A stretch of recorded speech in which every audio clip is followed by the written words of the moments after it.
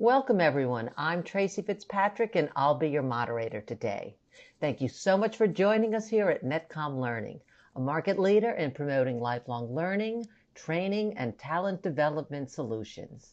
We are very excited to host today's event, Building the Microsoft Frontier AI Firm with Autonomous Agents.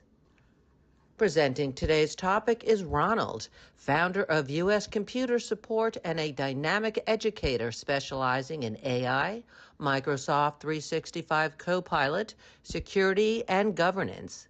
As a Microsoft certified Azure AI fundamentals professional, he helps organizations adopt Copilot securely through effective prompting, data readiness, and compliance best practices, backed by experience from the U.S. Army and aerospace industries.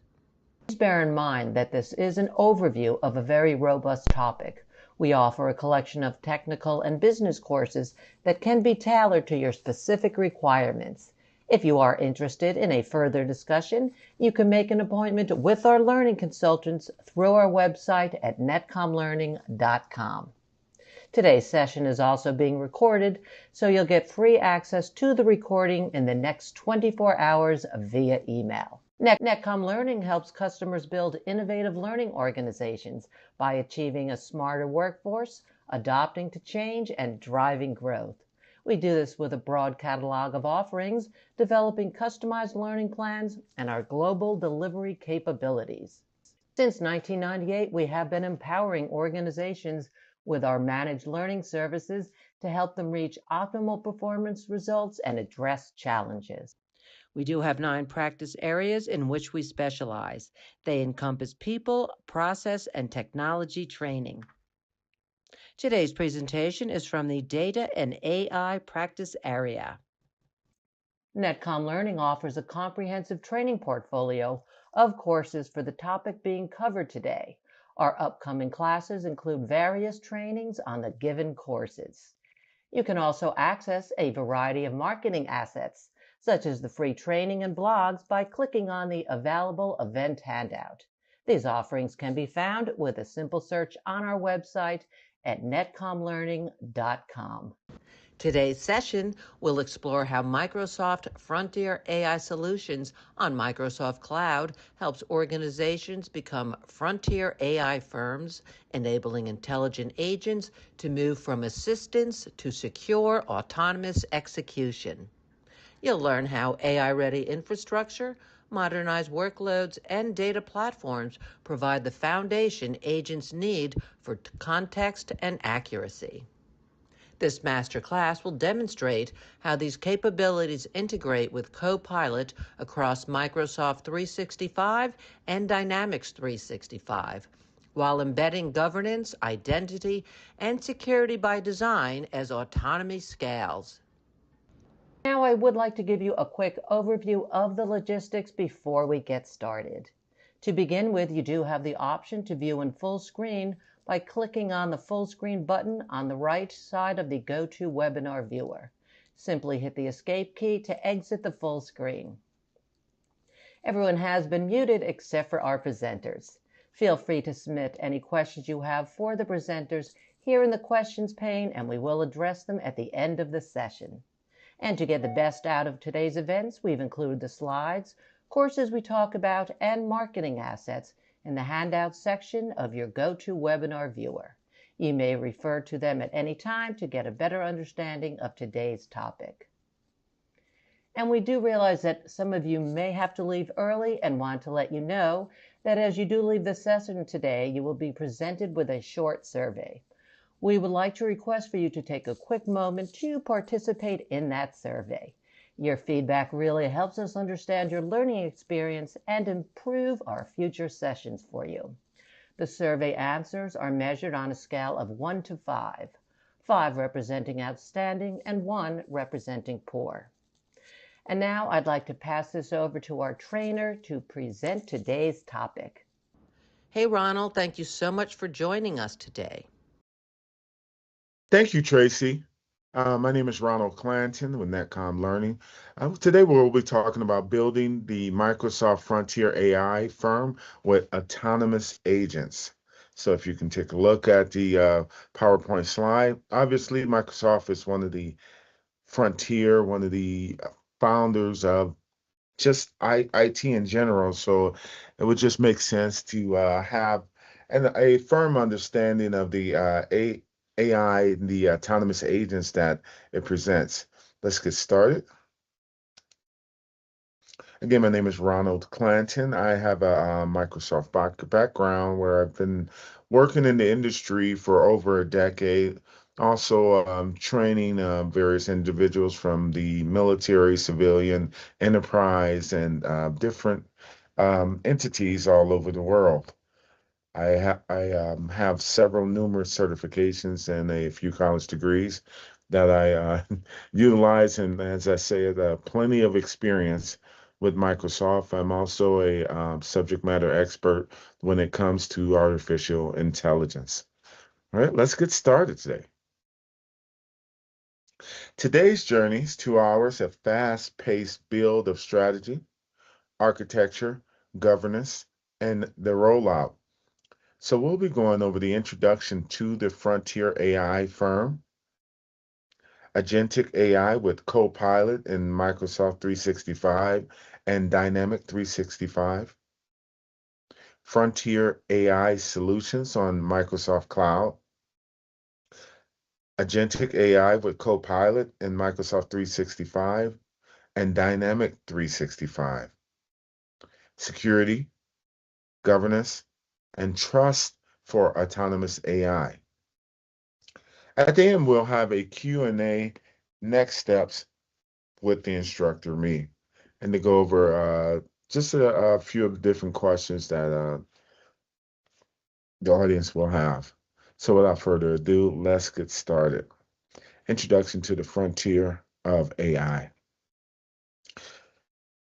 AI transformation. If you just blinked, you missed out on how AI became a focal point and a static foundation of our society. And with over 90% of the workstations being Microsoft Windows, being able to make sure that the practicality of utilizing AI, the agents, what you have to use, making sure that the staff, and also being able from a workforce standard, streamline that work and be more efficient with it. One of the main things, of course, with AI is the ability to use automation to make things work in a more concerted effort and to speed up, to also have that same practice to be able to have this entity, this agent, be able to continuously do the same thing across your business structure. AI is moving from assist, delegate, decide, and act. Take a look at that. And let's look at the illustration, the AI at the core, monitoring your policy and your governance, being able to make sure that you have all of that in place, an automated way, and a high view approach to be able to look at what's going on. This is the standard now for business. The competitive advantage is the speed and safe scale.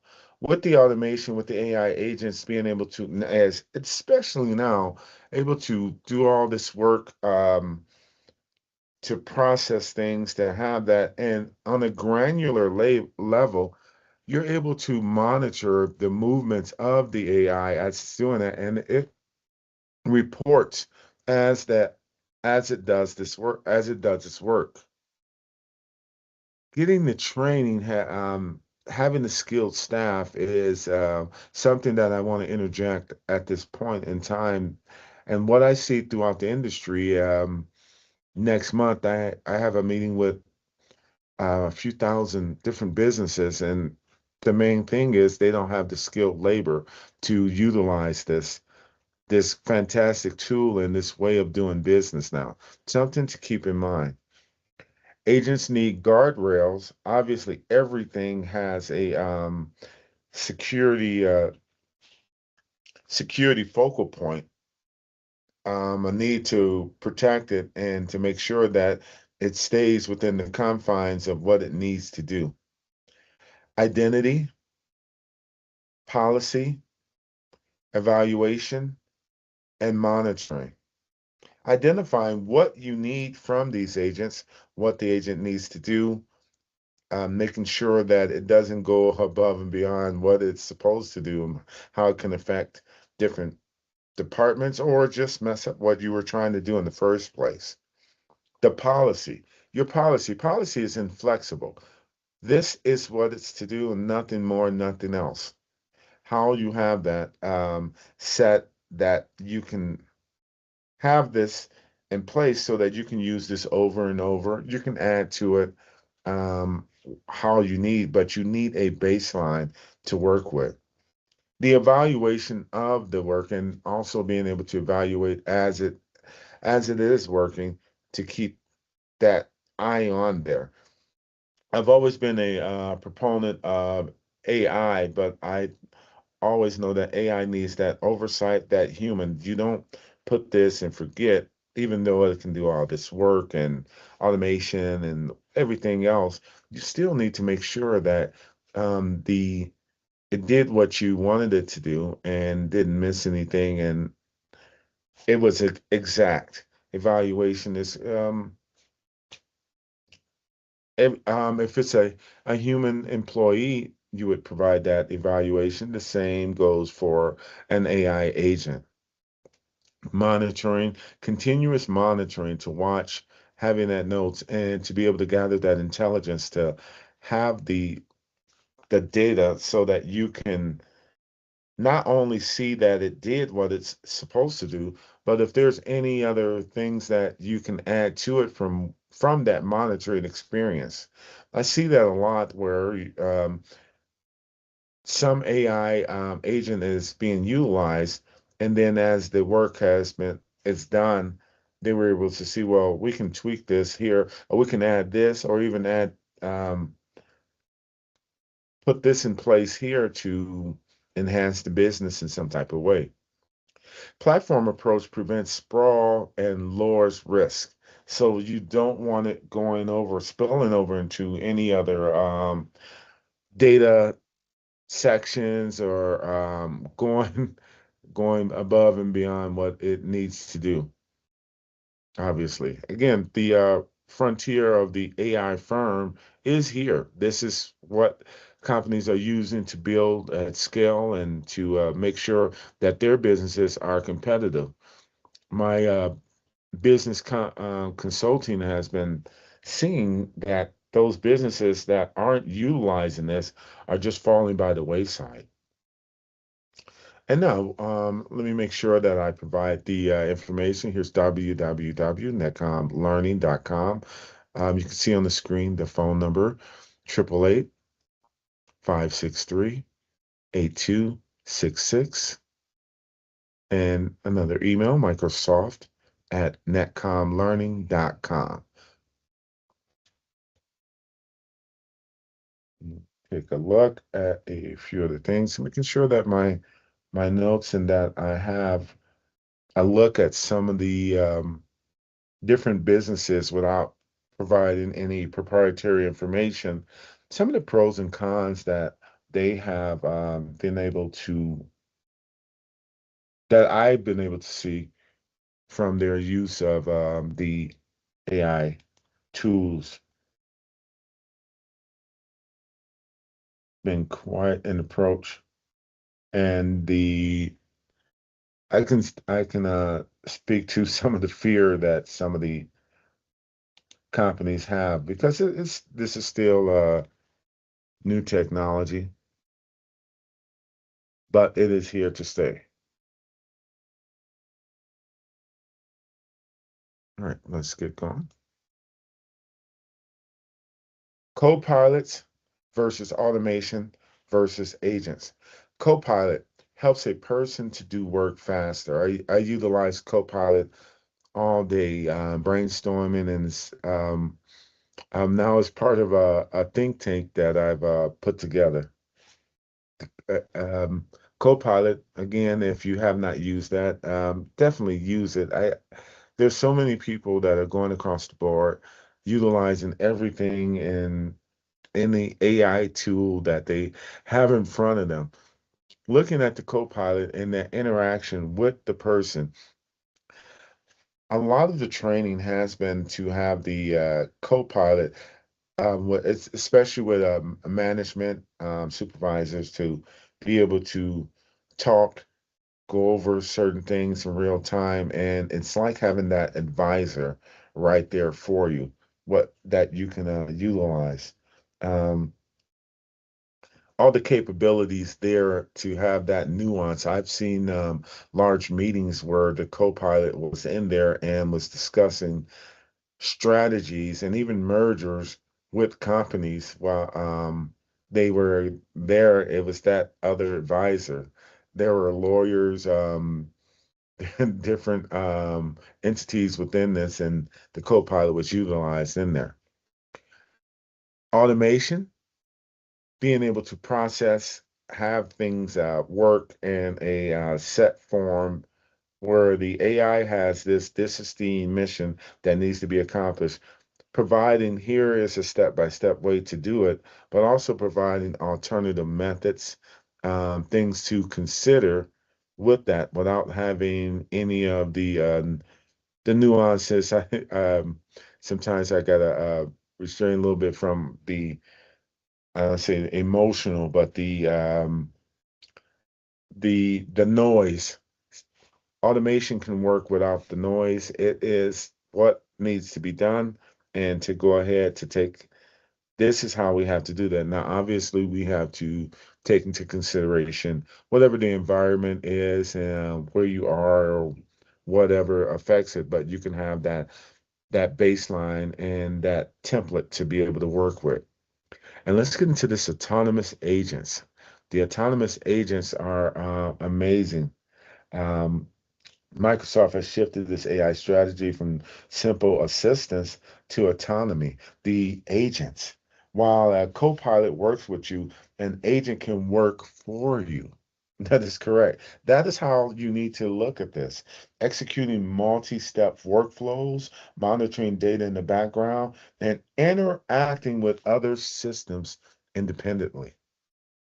This is what you have to use and to utilize. You got the retrieval agents, finds and summarizes information from specific data sources like SharePoint, websites.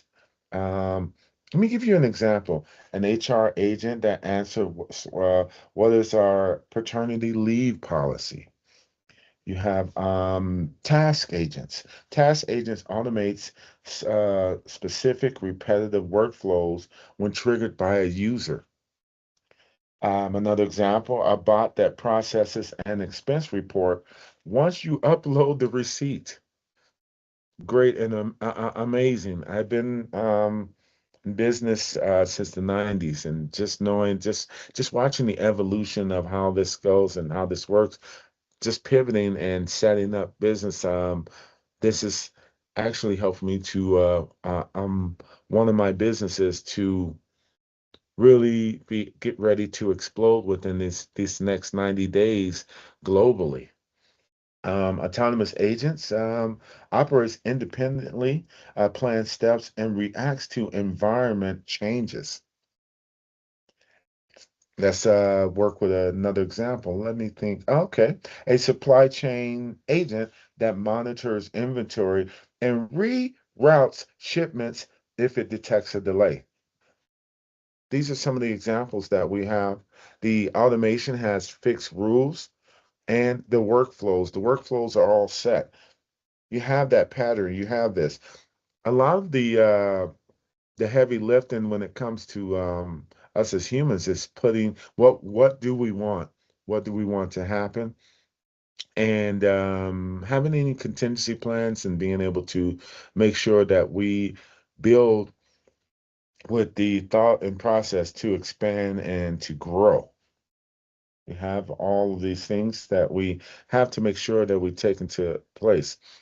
The agent, goal plus planning, tool use, and the feedback loop. feedback to make sure that you have that knowledge of how I can continue.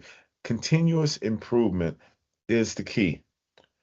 Key platforms for building and managing agents. Microsoft provides different entry points depending on whether you are a business user or professional developer. And give you a little bit more on just the nuances because we have the Copilot, Microsoft Copilot, kind of like low code. This is like a primary command center for most organization. Allows the users to create custom agents using natural language. The work IQ, the intelligence layer that connects agents to your organization's specific data and relationships. The pre-built agents.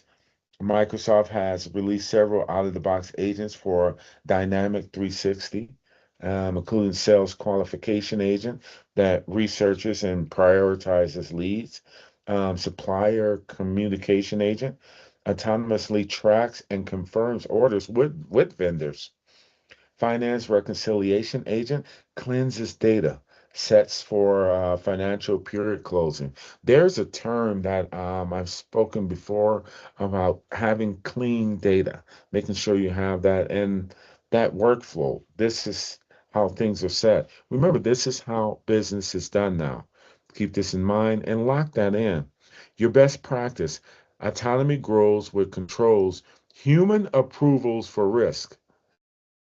Do not, I implore you, do not have the AI just run amok by itself. You work with that, you control that. There has to have that supervision that is tied in there, making sure that what needs to be done is done. That control plane. Um, for the IT administrators. It prevents the agent sprawl by providing, a registry, a single source of truth for every agent in the company. The security and the compliance, the integration with the Microsoft Purview and Defender to block prompt injection or data leaks. Keeping all of this in mind, making sure that your your practice that you have now with the integration of the AI agents are set to make sure that cybersecurity is tied into there. Remember, these things are integrated in your business. They're making decisions. Some things that can happen, you can't take that back. So you have to have proper training to make sure that this functionality that it has does not alter anything. And some things are extremely hard to come back from when it comes to business. Observe, decide, and act loop is what you have to have. Unlike traditional software that follows if this, then that, script, AI agents follow a continuous cycle. Observe, they monitor signals like a new email, a drop in stock, or a meeting transcript that was discussed. Their reason they use, large language models to understand the context. They execute a task like sending an email or updating a CRM, so you can see the risk that's involved with this. But when you do it right, it is so amazing. It makes life so much better, and your business flow becomes that practical thing that just a lot less headache and work that you have to do, which is one of the reasons for the creation of this anyway.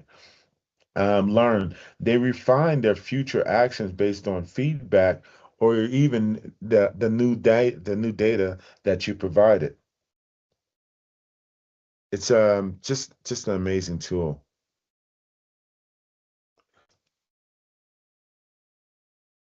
Where agents create the most value, high volume knowledge work, support, ops, finance, ops.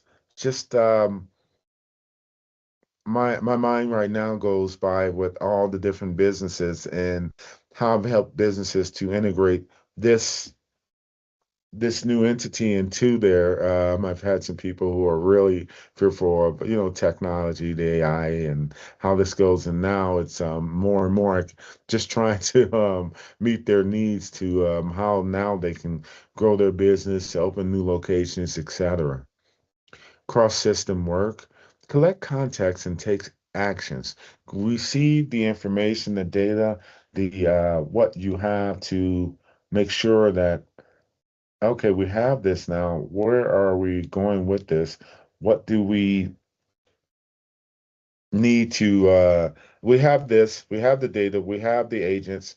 Now, how do we build this to scale? Now, how do we build this to automate a lot of the workflow that we do?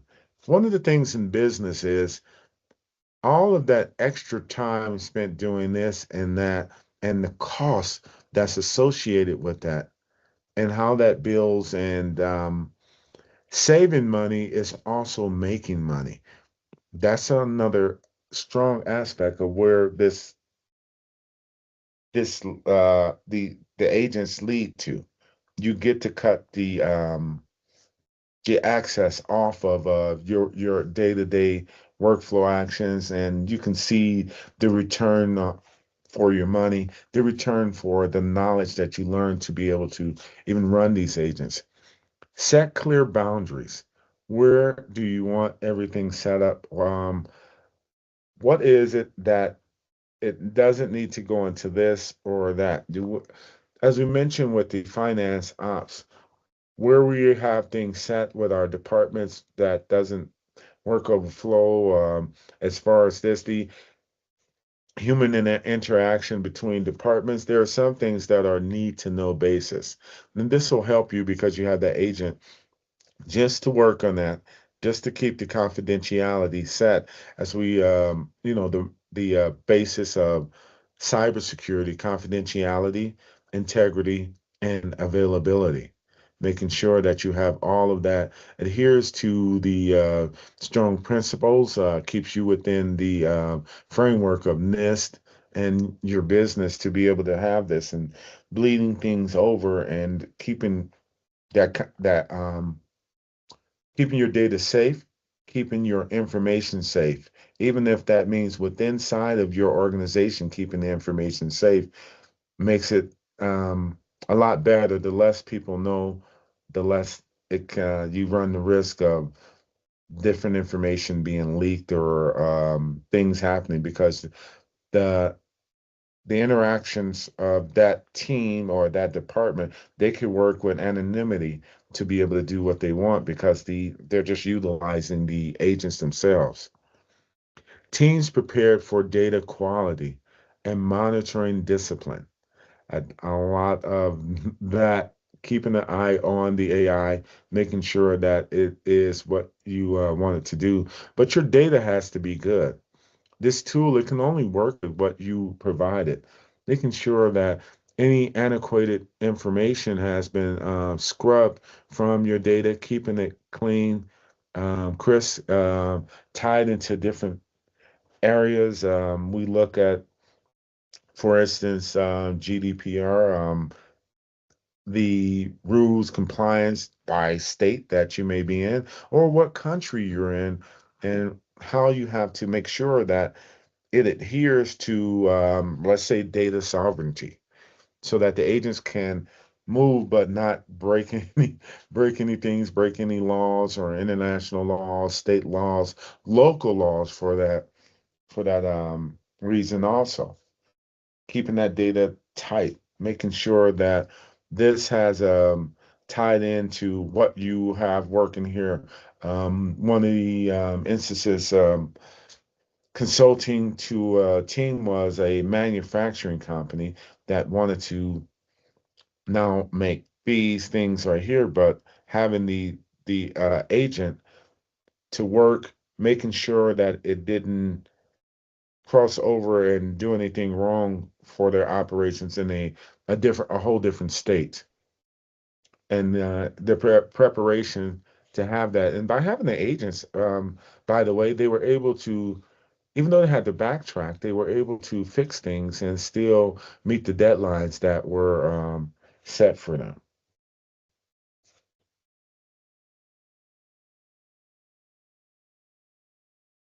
Maturity model for enterprise adoption. Stage one, isolated experiments. We have the sandboxes, making sure test everything and then work it. Don't put things in just into the production environment. You'll test it, isolated experiments. You'll see things that are happening that you wouldn't have even known would happen until you ran that experiment. One of the things that I do see in this in when teams and companies use this method doing experiments, they find different things that they can add to make additional revenue, how they can streamline some things and cut cost. Shared patterns, stage two, and components, what you'll utilize, how you'll have that, building those patterns so that you can have something set up for your automation. And in IT, we use configuration management, right? We'll build a script so that it can be automated and used across different departments, different stages, servers, and so forth. Setting this up so you have that pattern. When you have a pattern that's set, this now has a set workflow that you can just use over and over and over again and not have to reinvent the wheel per se. Stage three, platform plus governance plus measurement. You have the platform, you have the outline, you have that set template of what you are going to utilize, what you're doing, and then the governance to make sure that you have all the compliance, everything that's tied into it. Laws, restrictions, different things are always changing. And this becomes a great burden for companies. Maybe burden would not be the proper word, but it becomes a uh, a fluid task for teams to make sure that they can adhere to this. And that's enough work by itself for that team. So by having the platform in place, you have that set. The governance is what you can go add, set, adjust to make sure that you can continue to do business. There's always that risk of being fined for something that you're doing. But having this in place, having the automated system, and being able to measure your results, is it helping? Is it decreasing? What is it doing? And having that team, that person to be able to keep that and as a part of your model. Again, from my experience, I've seen teams that'll set something up and they don't have that measurement. I've seen companies that didn't have the governance in place, and later on, they were out of compliance with certain things and didn't find out till later on when, some of the official documents or audits were made, and now, not that it was too late, but the cost that was associated just basically, in some instances, de diminished any of the gains that they had set to move forward anyway. So I'm emphasizing that because to make sure we look and we have that. And if you need further understanding, obviously reach out. You don't know what you don't know. Stage four, portfolio management, ROI, and safety posture. The safety is AI. We've seen the movies, right? So we don't go through that fear. But in here, this is an agent to help you. It's been tested. This is, one of the largest, most prominent companies in the world, and this company has helped make the world what it is now. This is one of the limbs, so to speak, in the foundational IT and technology and across the world from everything that gets done and how our world um, works and moves every day.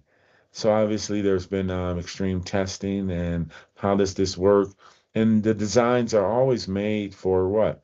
To make money, to make sure that there's safety, and to adhere. Nothing's worse than the reputation of something not working, something that caused some company's demise, or whatever the case may be, that project some type of negativity towards the company. So I suggest put your trust in this, but the fear of the unknown. So this is why this, learning these models, having this into your company, and this is not just for the workforce within your company to know. The executive level on down needs to have an understanding of how all of this works, how this is going, and also be able to utilize it even in the high level decisions that C level needs to make. Board of directors, you need to have this tied into place to be able to make sure that where you stand, where the company is going, and the vision is tied into this. With that, how this is going to go. We look at the isolated experiments and the set the board has a direction for the company that's tied. And sometimes it'll look like, well, that's something that we don't even need to know, or there, no, you have to have maybe not the full involvement, but what is the experiment? What was the results, and how would that be used 1 year from now, 3 years from now, 5 years from now? The governance policy. You're looking to expand the business into a new country. How does this work? Or even a new state, a new region, and how this works. How does this become a part of the portfolio that you have? And we're always talking about expansion and growth, the safety posture, being able to make sure that the employees, the company itself is not in risk of breaking any type of law, compliance, employment, different things that go into place. There's new legislation that will be maybe implemented, but as maybe the board or the C level is monitoring and they can see that, well, this law looks like it's going to come into place. You have now the time to be able to have a work to, if we go to stage one, to do an experiment. So if this becomes law, we can immediately adapt this, integrate this into our workflow, and be able to adhere to everything that this new legislation has, and also be able to meet all the safety requirements from, well, obviously a full range of safety, but the legalities also. When I think of safety, I do think of the liable part of it, the legal part of this or that happening, and being able to get ahead of it, be able to test it. Don't be reactionary. Be able to go and be active. This is how businesses thrive. Let's go into number two here. So, frontier for AI solutions on Microsoft Cloud. Microsoft Cloud Reference Stack, the decision view, making sure that what are we going to do? How are we going to do it? How long is it going to take? Making sure that you have that in plan. Failing to plan is planning to fail. I know that's been a saying throughout years, decades, and so forth, and something that I've adopted, and more for myself to have that and to do settings. And I can tell you one of the things that helps me be passionate about teaching this is the knowledge of that I've attained from this has helped to change my life and all my businesses to be able to flow and now to go to that next level. I'm looking at actually this starting this summer. What am I going to do with all this time? My loved ones have told me that, yeah, we can figure out things to do that you can do with all this time. All right, Azure AI Foundry. Build plus evaluate plus govern AI apps and agents. Microsoft Azure, that foundational thing.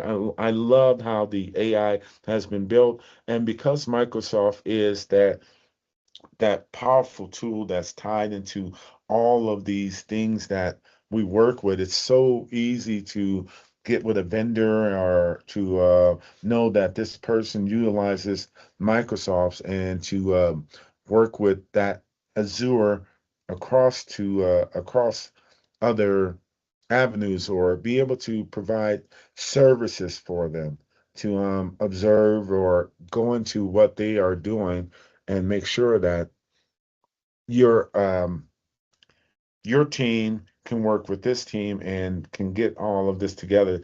A lot of times in the I would say the olden days, but there was about two teams getting together. There's a lot of discussion. Then you got to have a meeting about the meeting about the meeting, and you go and before any work is done, now you've spent all this time just trying to figure out how you're going to work all this, who's going to do what, and how this and that gets done. But AI, Azure AI Foundry, formerly known as Azure AI Studio, it's a professional agent factory for developers and enterprises. While Copilot Studio is designed for the low-code business users, AI Foundry is where data science and engineers go to build, customize, and manage large-scale AI applications. It is amazing. So Microsoft rebranded Azure AI Studio to Foundry to signal a shift in focus. It's no longer just a studio for, experimenting with models. It's a foundry for mass producing and managing autonomous agents. So keeping that in mind, understanding that's a just a powerful thing about it. As I said, the primary audience, developers, data science, the model access, full catalog that you have, the control, full code control, Python, SDKs, APIs, hosting serverless APIs or managed compute. It is just a great thing. You have to take a look at this. We look at the Copilot Studio business agents plus connectors and the workflows.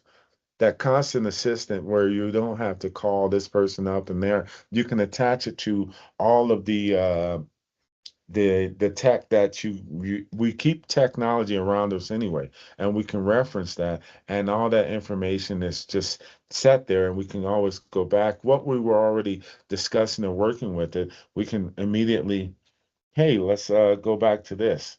What do we have? The analyst can use this. The business users can go and have that right in their pockets basically and be able to go back and forth to continue make sure that the whatever that you're working with, you don't have to go back to the office, start all over. It is fluid, it's continuous with you, it's helping you grow. It's that sidekick that's right there for you. Semantic kernel, custom orchestration inside the apps. The custom orchestration. So you have that working. Remember, the kernel is the core file. So you have the custom orchestration to make sure that this is work and that the work itself is being done over and over and in a steady flow and pattern. No looking over the shoulder, making sure that this has been set, that this person did this and that. Use it. It's a tool. Use the tool.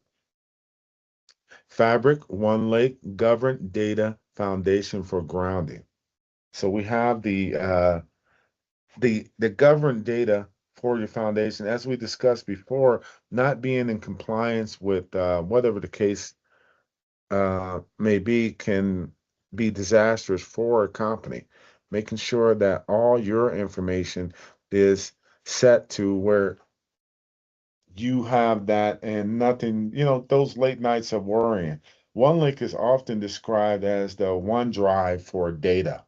It's a unified, logical data lake for an entire organization that sits at the center of Microsoft Fabric. Just as OneDrive provides a single place to store your personal files, Word, Excel, etc., OneLake provides a single shared location for all an organization's analytical data, eliminating the need for fragmented data silos. You'll hear about that with um, how the separation, but everyone's working together and what we need to protect, get things going. When cybersecurity teams, well, for instance, with some of the tabletop exercises, being able to utilize this for there. The core architecture is one lake for one tenant. The fundamental philosophy of one lake is radical simplification. In traditional setups, every team might spin up their own Azure Data Lake ADLS accounts. In Fabric, there's only one lake per tenant. Unified namespace, all data across the workspace in your company is part of a single hierarchical file system. It's just great. I know the excitement that I get from this because I've just working for years on the other side, and now the progress that has been made has been just it just talking about it provides a relief for me. Open standard under the hood. One Lake is built on Azure Data Lake Storage ADLS Gen 2 and stores data in the Delta format. This means it's not a black box. It's compatible with external tools like Azure Databricks, multi-engine support because data is stored in an open format. Different engines, let's say SQL, Spark, Power BI, can all work on the same copy of the data simultaneously without moving or having to convert it. It's it's, um it's a game changer. as a- just to emphasize from there. Um, Shortcuts are essentially live links to data stored elsewhere, whether in another Fabric workspace or external ADLS account, or even if you wanted to expand to say the Amazon S3, you're able to utilize this right across platform that way. No data movement. You can see and you can query S3 data inside of one lake as if it were local without ever paying for data duplication or running a migration pipeline, for instance. Direct data lake. The breakthrough for Power BI. Traditionally, Power BI had to import data fast but needs refreshing, or using direct query, slow but real time and stuff. I hope you enjoyed the side effects, the sound effects, not side effects. All right, the best of both. Data Lake uh, allows Power BI to read data files directly from one lake at import like speeds with data query like freshness. Um, One Lake is designed to support a data mesh or a medallion approach. Workspaces as folders, different departments, finance, sales have their own workspaces, folders within the same One Lake. Centralized governance. While teams manage their own data, IT can apply the global security policies that we need to apply, the sensitivity labels, and the lineage tracking through Microsoft Purview across the entire lake.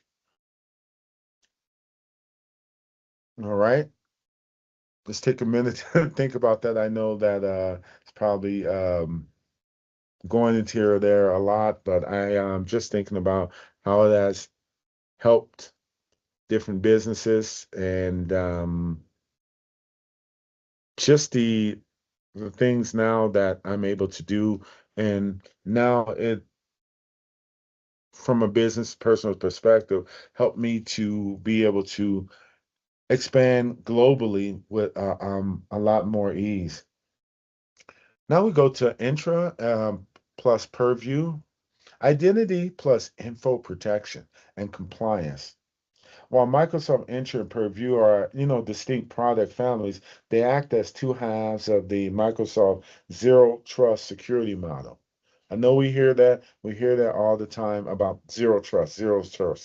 Let me, simply speaking, Entra manages the person's identity, and Purview manages the things or the data.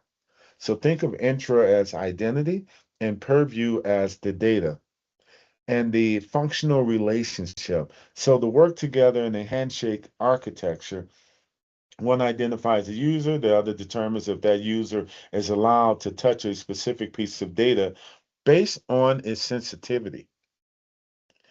So intra primary goal, the secure access, purview, the secure content. When we're focusing as far as the intra is who you are you on a safe device? What is this file? Is it sensitive? Actions or intra, you can grant, block entry, conditional access.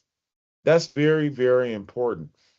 Having this come to work here and do this department, you'll need this to come into play to work with this. You have an temporary person, or maybe there's with all this fractional work that's going on, what access that you give and what type of access that you give someone who is not, a permanent part of your organization. So you can encrypt, label, or block. And so now we're getting into the DLP, data loss prevention, making sure that we have that, what we're working on. Um, Information competition is steep.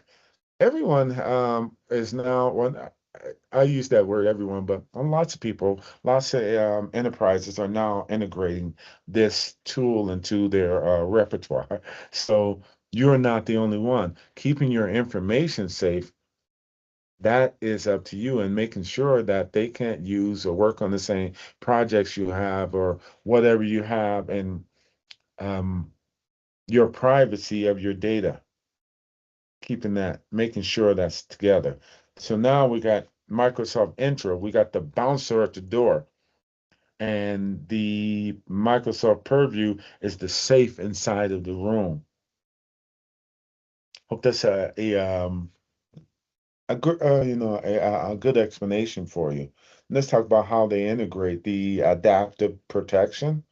The most powerful use case for combining them is the adaptive protection. It creates a dynamic feedback loop between your identity risk and your data risk. The risk-based access, if Purview's insider risk management detects a user downloading an unusual amount of sensitive data, it can send a signal to Intra. You have that working back together in tandem. The automatic enforcement. Intra then automatically triggers a conditional access policy. This is forcing that user to perform an extra multi-factor authentication or blocking their access to sensitive apps entirely until the risk is cleared.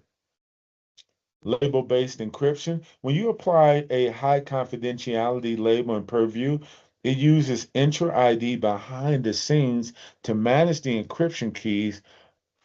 Only users in a specific Entra group you've authorized can actually decrypt and read the files. How's that for security? Permissions and the role models. A common point of confusion is how roles are handled between the two. So let me give you some insight for that. Intro roles, these are high level directory roles. The global administrator, the compliance administrator. Having these often grants you broad access to manage purview settings. Purview role groups, these are granular permissions inside the Purview portal. E-discovery manager, communication, compliance analyst. Let's talk about the overlap. Recently, Microsoft introduced Purview workload roles directly into Intra. This allows IT admins to manage Purview specific permissions using privileged identity management. The acronym PIM, Papa India Mike, Privileged Identity Management. This ensures that the admin only has compliance powers for a few hours while they perform an investigation. Nothing's worse than having something changed or go through or whatever the case may be, but making you have that continuous those eyes on it to make sure that you can take good care of what you're utilizing. Security in our AI era, with the rise of Microsoft 360 Copilot, the intra purview link is critical. Intra ensures the user is who they say they are. Remember authentication, those high or those cybersecurity minded people who are listening right now. Purview ensures that Copilot only sees and summarizes data the user already has permission to view. If a file is labeled secret, Purview ensures Copilot won't show that information to a user who isn't in the authorized intra group. And with companies, you have a government contract, but you're doing your regular consumer business, you got to make sure that you have that isolation that's set up in there. Let's take a look at the illustration: build, govern, deploy, and monitor.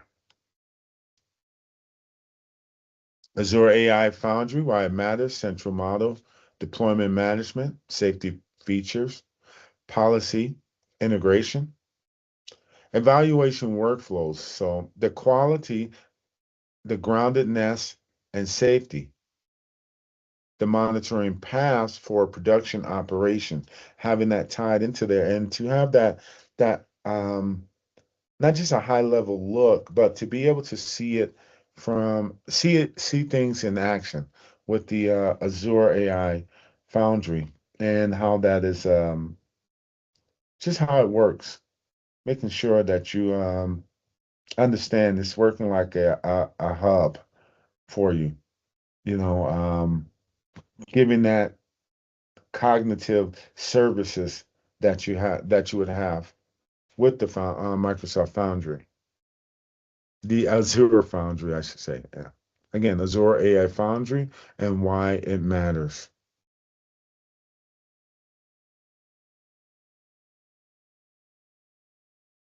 Model strategy, the right model, the right job.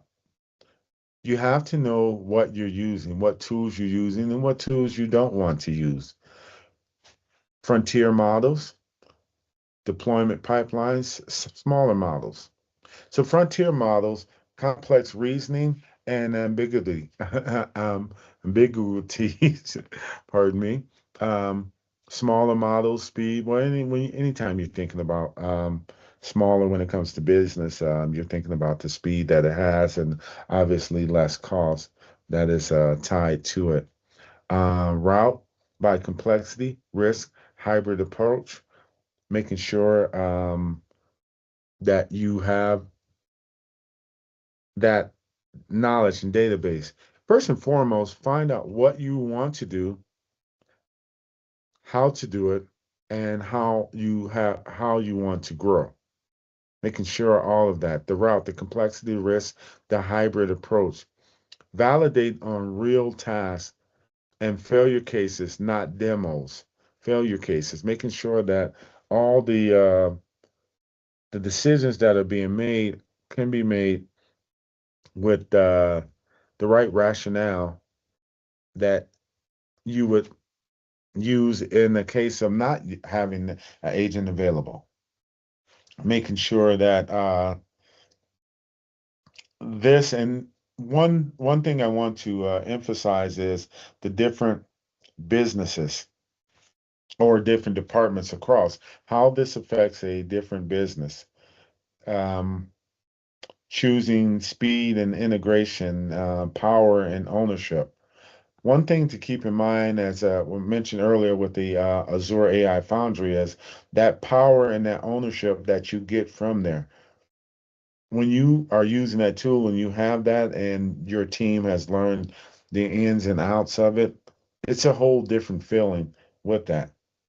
Think of For instance, think of Copilot Studio as software as a service composer for business users, and think of Azure AI Foundry as a platform as a service foundry for engineering teams. And having that selection, build a decision tree. Why you're using this, the Copilot, the business analysis, the maker, the Azure Foundry, the software developer, the data science. Your data scopes what you have using Copilot with SharePoint with, let's say less than 500 documents, but you have that large model that you, in all of those thousands of docs, the SQL, you need to connect with other things like S3 and large, that Azure AI Foundry. The integration with Copilot, it is heavily integrated with 365s, your Teams and your Outlook, making sure that you have that you don't have to have all these different tools. You got something that's integrated into it. With the Azure Foundry, you have the opportunity though for the custom apps, the APIs, the multi-cloud. I love that, and I love explaining that, and I love teaching that to different businesses, and just when we're getting towards the end and they see that the relief on their face from that, and that they have this available and not knowing, it's like, okay, my work is done here. The control, we look at the pre-built logic that Copilot has.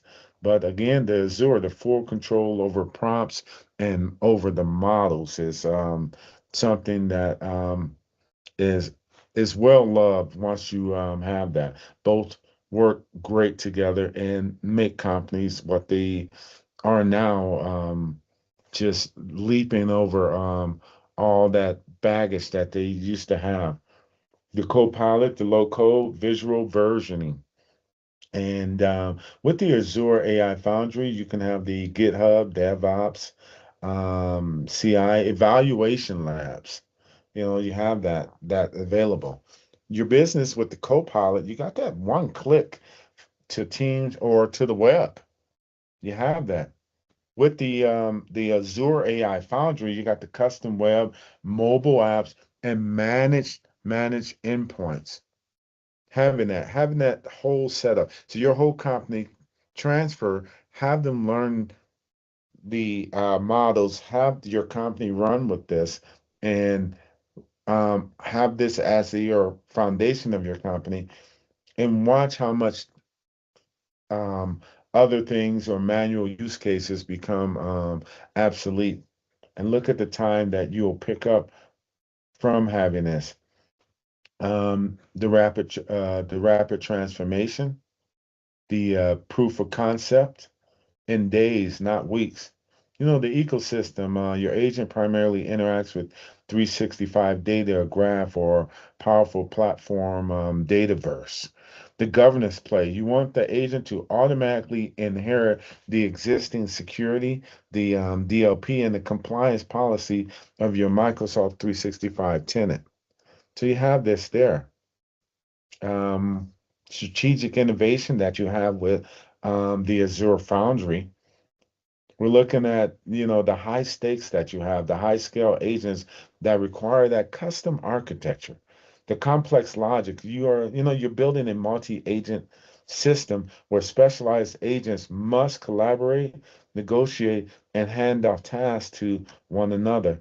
And you have that modern flexibility. You need to swap models dynamically. Using Llama 3 for speed and GPT 4.0 for reasoning, or use specialized models for your catalog. depending on what your business is using things for. And never forget, and I don't want to get too deep into the AI terms and going through here, and that and this and so forth, because having that knowledge, and I know that those that are using or that are listening right now, it covers a broad base. But the precision RAG, retrieval augmented generation pipeline, that advanced indexing to prevent hallucinations, making sure hallucinations has been a big topic in AI, you know, especially since the latter part of this year, making sure the AI is not seeing this and not seeing that, and especially in highly regulated industries like legal and health, this is dangerous in just into itself, but from a business perspective, you just having that in place right there just can can provide some relief. Having the middle path though, making sure. And then the back end, the foundry, developers build the intelligence, heavy duty RAG, custom Python tools, or a model fine tuning in the Azure AI Foundry. And the Copilot, you can get that front end. Makers build the interface, the chat experience, user authentication, and that Teams integration is just to itself is just if that was just a feature, that makes the model worthwhile into itself. You know, So, make sure you validate your business value and why you're doing this. The complexity, it may seem like it has this and that, but anything that you start with and you have to learn, obviously you have to immerse yourself to learn it so that you can make it better for yourself. No one here in business just automatically did this without having to learn something and to learn how to do it right, and to learn how, after you learned how to do something right, how you can make things better and how you can make it much more faster and be agile for your business model. With that, we will go on a short break. Thank you so much, Ronald. Hello, everyone. I am Ria, and now I would like to take over and go through the badge redemption part. I'm excited to announce that all the participants in today's masterclass have been given a free exclusive access to AB731 courseware. And the best part is you also get to claim your digital achievement badges on Microsoft Learn to celebrate your fundamental skilling journey. Issued by Microsoft, these badges can help you highlight your newly acquired skills and boost your career potential. Let's take a quick look at the steps that you need to follow. So on right hand side you can see a QR, and if you have your mobile phone handy, you can just scan this and use our mobile phone landing page to redeem your courseware and certificates. And if currently you're on your PC or laptop, this button over here, this is a clickable button. By clicking on this, you can easily redeem your courseware and certificates.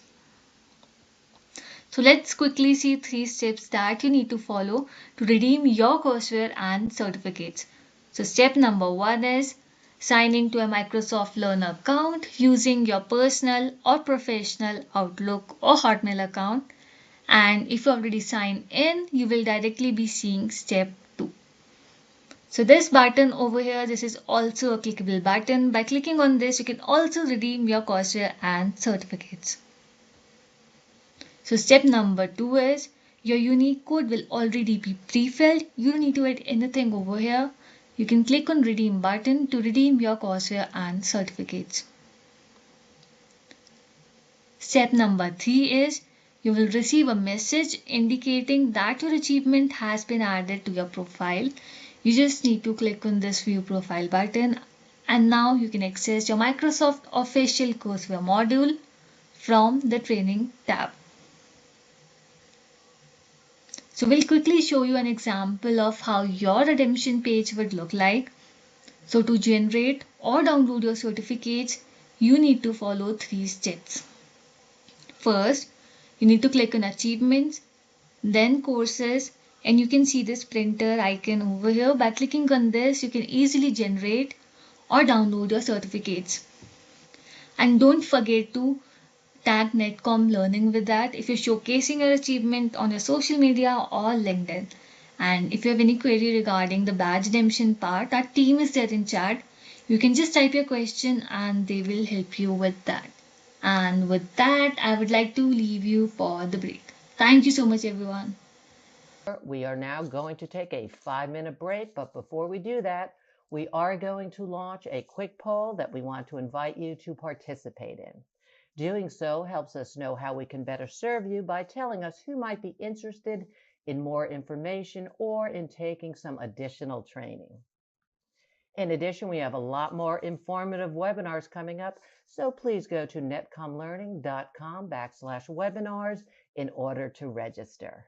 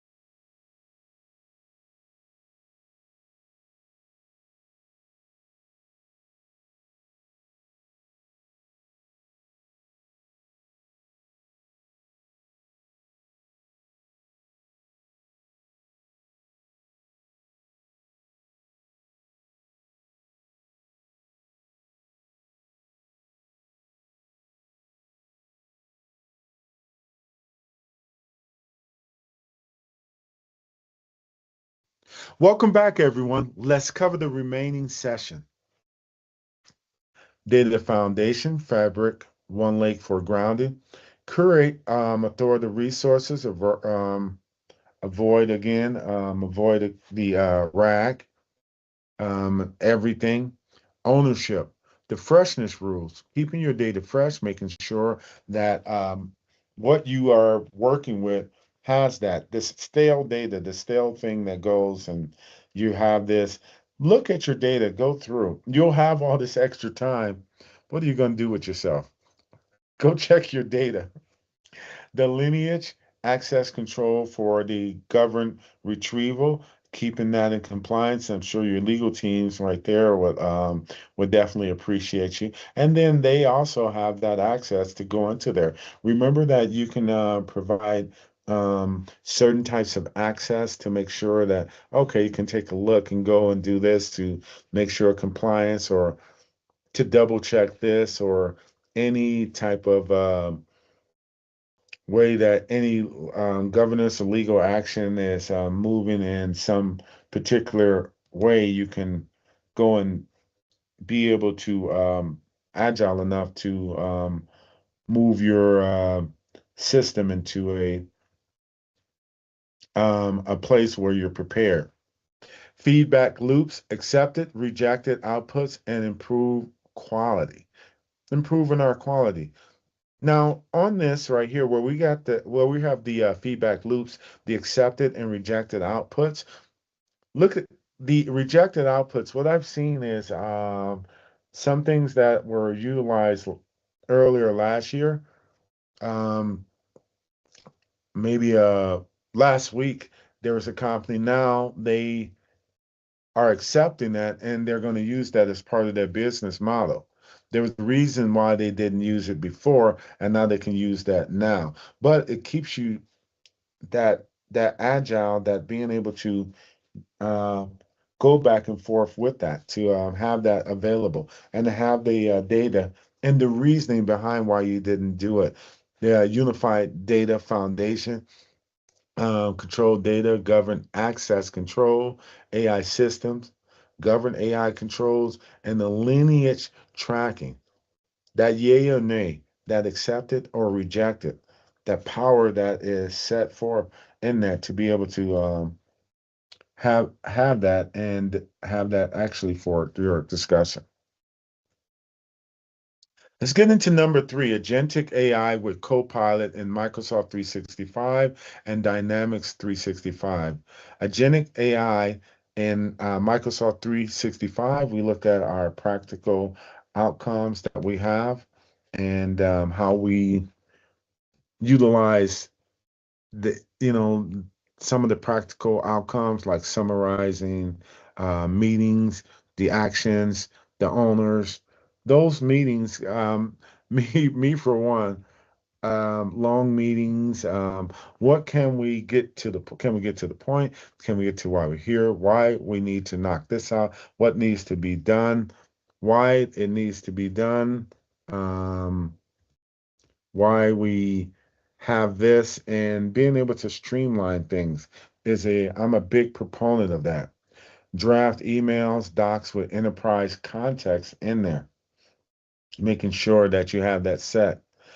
Search across files, chats, calendars with permissions, of course, and those assistant tools, the network of autonomous agents that can think, plan, and execute multi-step workflows without all the constant human prompting.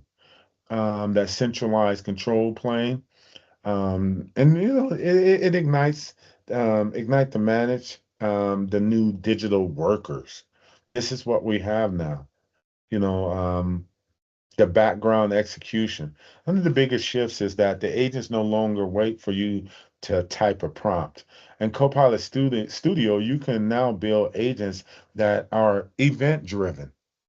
Yes, that is I'm just right now in my mind's eye, I can see someone um when they found that out. how amazed that they were with that. The triggers, an agent can wake up when a specific event happens, such as a new file being uploaded to SharePoint, a specific email arriving in a shared mailbox, or a reoccurring calendar schedule. Independent action. Once triggered, the agent executes a series of steps. Let's say analyzing a contract, updating a CRM, or drafting a summary entirely in the background.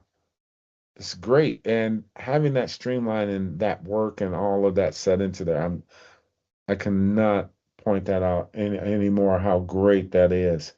This with that control plan, you can prevent that agent sprawl where hundreds of unmanaged bots run wild.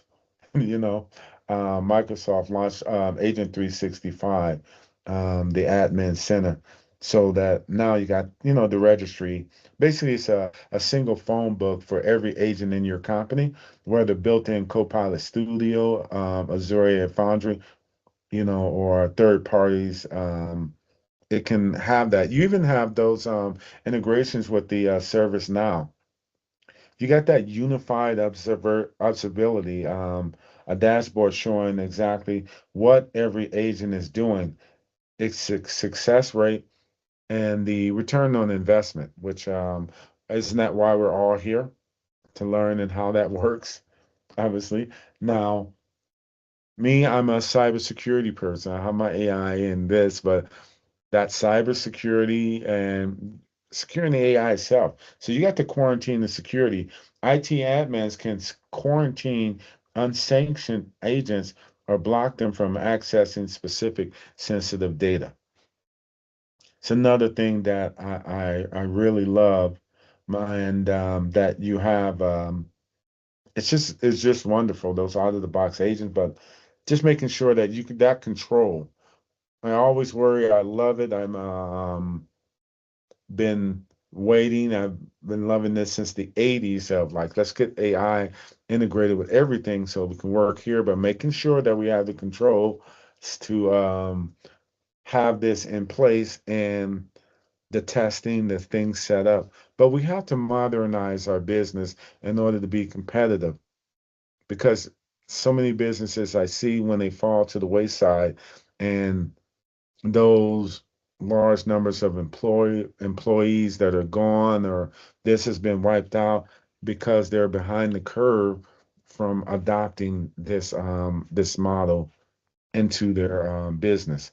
This is a proven point, especially most of the companies. You're using a Windows Microsoft computer and you have all of this going on and you're not utilizing this. It basically does not make sense. So making sure that you have this, obviously, you have other platforms you can go through, but you have this set. You know already about this. You know about the company. You know about this entity. You know that this is a must-have to be able to survive in this modern day and age. Copilot Studio, business agents at speed. Build agents aligned to business processes. What are your processes? What are your needs? Tie those into it. Use connectors, the Microsoft 365 plus external systems. I love that you can tie that in, and because it's a company that's robust as Microsoft can go with other companies, and they already know that they need to be able to integrate. They need to be able to work with other systems already. Some companies don't have the the power, budget, money, all of that to be able to have that and to experiment, to test so that you don't have to try to go and does this work with here? It'll state, okay, this works with this. This is how you do it. Okay, team, learn this, how you can use this across the platform and be able to move with your business. Add approval steps and workflow automation. Approval is something else. We have a companies, people come and go. We need to have that. What can be done? What is said here? Um, we do have employees that will take it upon themselves to do things and that may be out of step. making sure that that approval process is in place. The workflow automation also to have that so that it does work smoothly and that you have that time on your side. It's best for the apartmental scenarios with clear owners. Make sure who's in charge, who has that ownership, owning that, having it. Um, to kind of summarize that, the Copilot is used for its efficiency and its speed. Its speed is great to be the interactions that your team and your company, everyone within the organization can have that one-to-one assistant that partner with you with this Copilot studio and be able to work with how you want to have this, go to work every day and just streamline what you need to do. Dynamics 365, agentic scenarios. Let's look at this. And I love the illustration here with sales, research, follow-ups, pipeline hygiene, keeping your data together, keeping this clear and concise. Having to do rework is been something that was just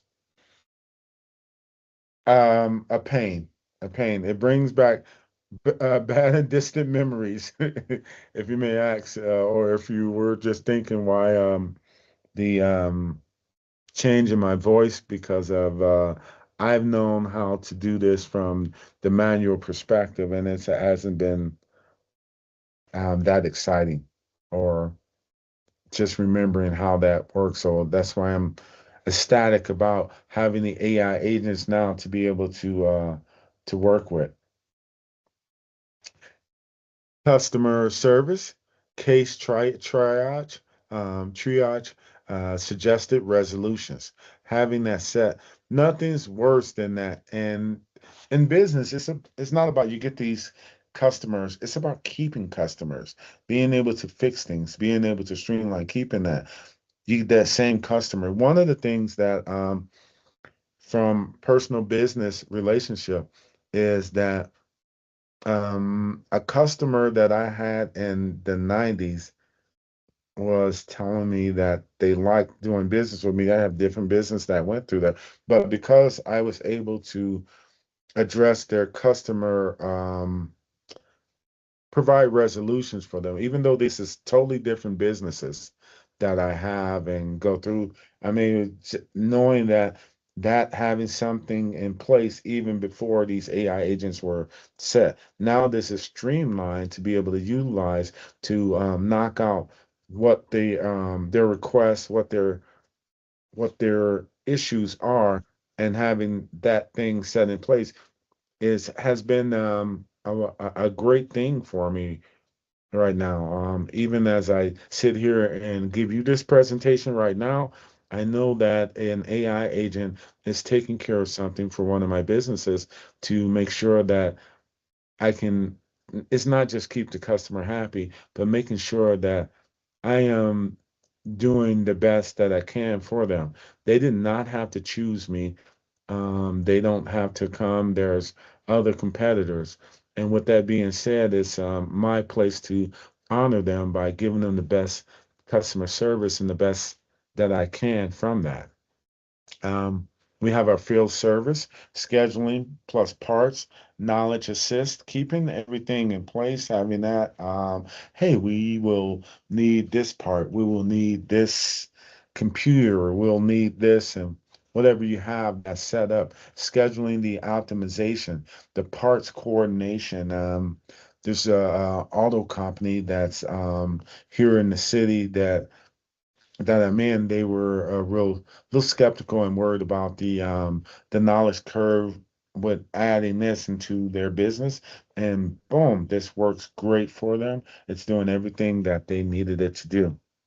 Finance and operations, reconciliations, exception, and handling.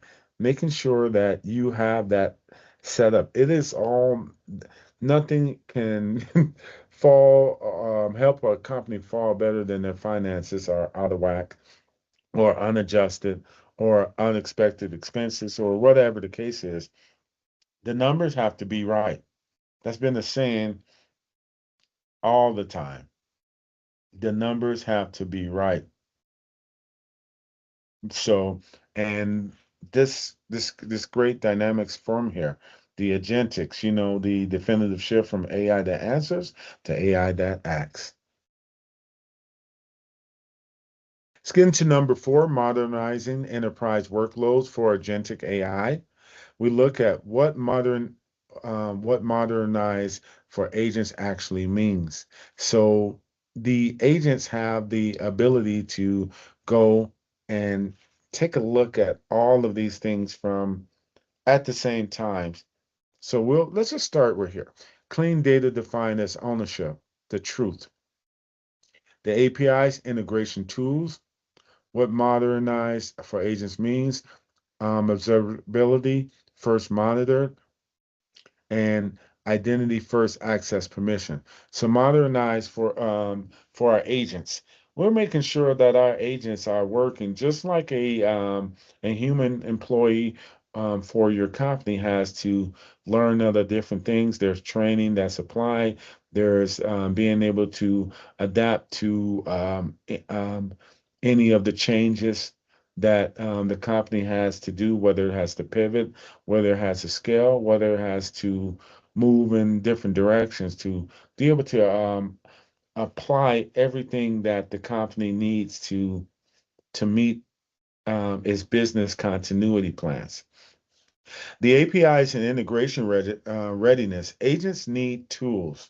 The agents need tools. Why you're going to do this? It's not put this and then you adapt and grow and have this. Having that knowledge base to adapt, build those tools, customize the tools, refine the tools. Yes, you have this and it works fine and it's great and it does everything. Every day that you go into work, it can always be better. You always have to look at this. This tool, what can I have? And add this and that. And looking and doing the research of the team on how I can provide this. And even though something may have cut your time in half significantly, 80%. What if it can still do other things and make that better? It's always about continuous improvement. Do not become complacent. And with this will help you not have that, to have it in place too, that you can continue to move and you can be competitive in your business model. Clean data and define ownership. Agents need the truth. What is going, not babies, not here, what is here, projections, and go through. You can have that in there, but it needs to have that firm foundation base when work is done. When a human being comes to work, this is the clear objective of what they do.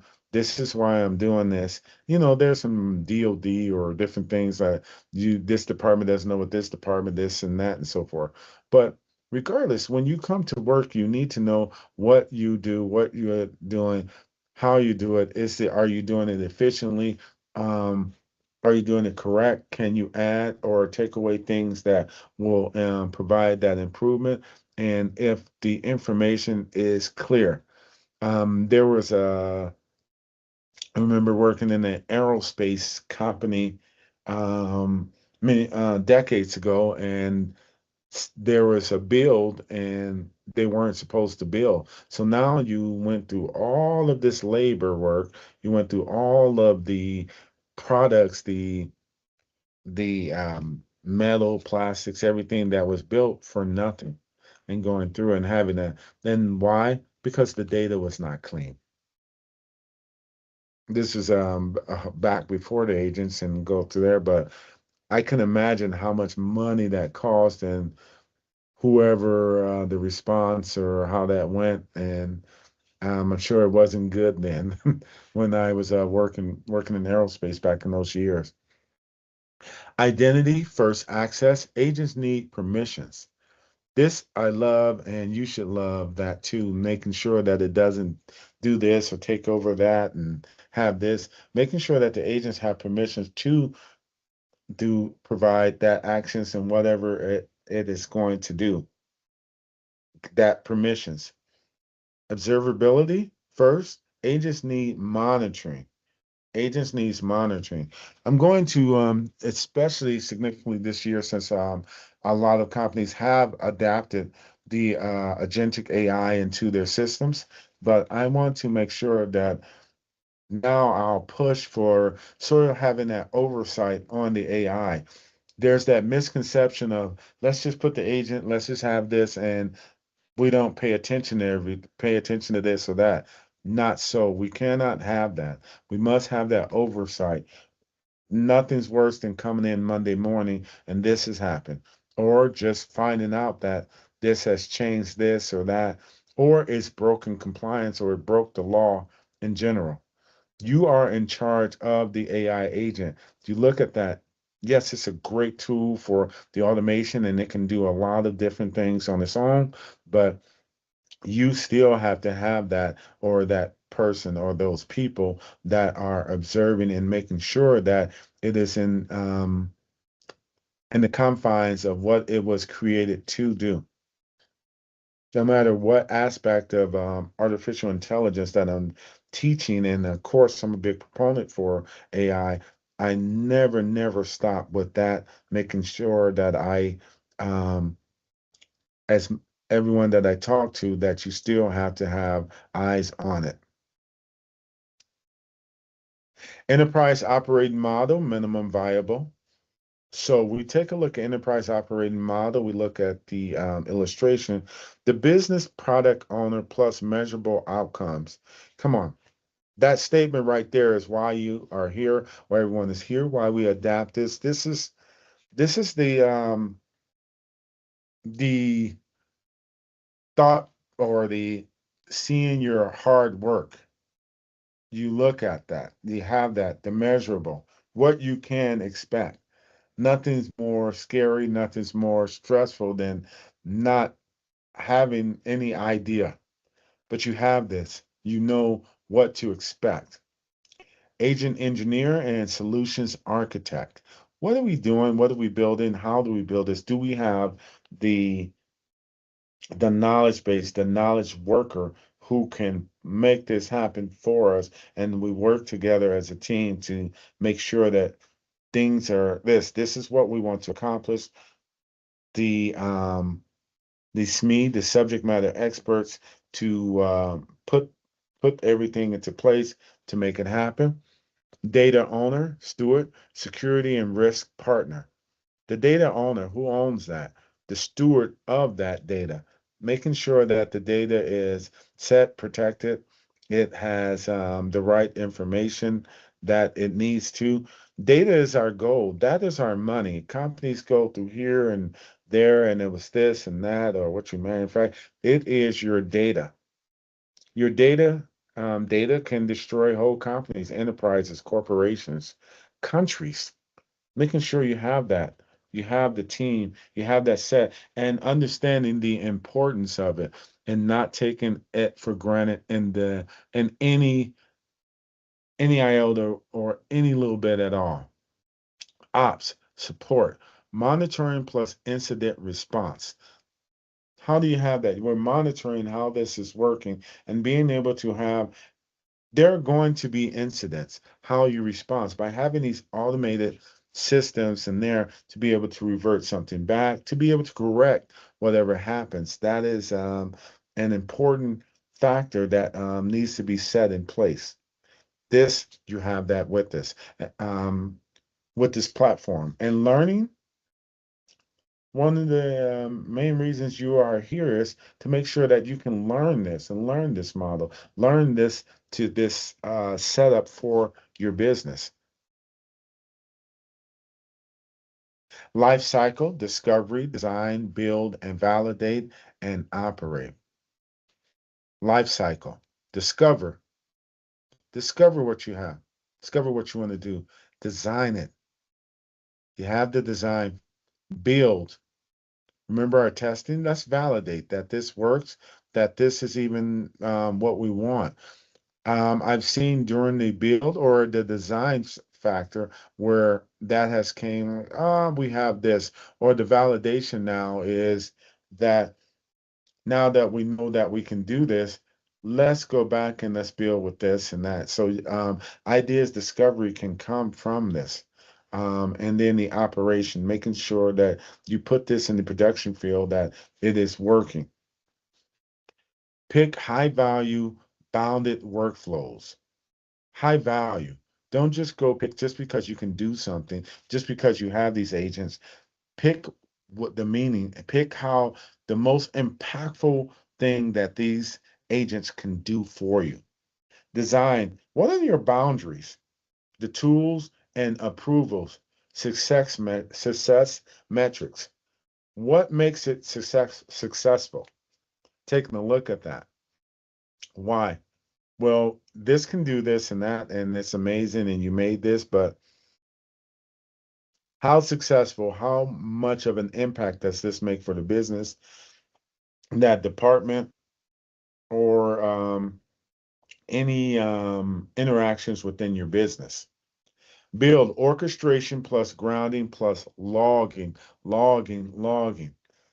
Cybersecurity, I was teaching a class about that. Logging is logging, making sure that information is there. Then what's one of the great things is that it will log the information for you. Remember, this is an automated tool to have that done. Validate test sets, red team, and sign-offs. Emphasizing, now we've gone to here and we're of course talking business, but having to test, we have whatever you have built, whatever you use, you have bad people that are trying to compromise it. You need to have testing there to be able to test what is going on, what is happening with that. Um, some of the pen testing that my team will do has astonished some of the people that didn't know that they even had those vulnerabilities or exploits in the way that they set something up. You have to have that. It's all exciting. It's this new shiny toy, but you also have to look at the risk and the dangers that are associated with what you are using. Operate, monitor drift. Sometimes something is working so good, people move back. Hey, you don't have to. You go here, or they're really not even taking that deep dive look into it. But operations have changed. Cost, incidents, continuous improvement. That monitoring drift is real. You have something that's exciting. 6 months later, you're barely looking at it, and it's one of the core features that's running your company. But you're barely looking at it, and dependence of your organization is on that. So it is your responsibility also to make sure that you are monitoring and that you're looking at this also. Getting that locked in.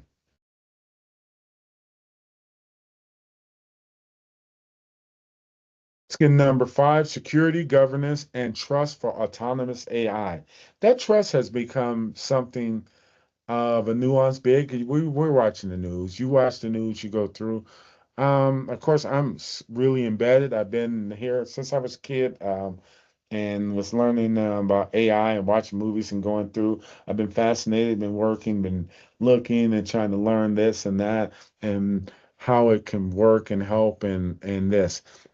But our identity and access, intra first, least privilege for tools and data. We went over a lot of information about the intra and having that, what it does, and making sure that we pay attention. Authentication. Making sure who is accessing our stuff. That secure access, the primary goal for the intra. Who are you? Who are you? The access, making sure. And I like that the segregation of duties, draft versus approve versus execute. Having those set, just because something has been approved doesn't mean that it gets executed right there. Everything is set up in the steps because something may have changed and then you have to go back and recalibrate or change something. You understand that. You definitely understand that. Managed identities, service principles for agent execution. Who is doing what? And the managing those identities of who can access those specific regions, those need to knows, those secret at, projects or information that are tied to your company. The service principles for the agent execution. Having those boundaries and what people access can make all the change in the world. So many examples run through my mind, but I don't want to overburden this presentation with that. But I want you now to do some thinking about this and how this would affect your business if a different department or different people were to learn this or go into here. Let's things simple as human resources and the finance department, how they need to be separated, the monitoring to how this set and what you have. You have different people that are brought in to do different jobs and how you can monitor what they're doing and what access that they truly have. Audit trails are non-negotiable. Auditing, making sure what everyone has done, what everything has been done.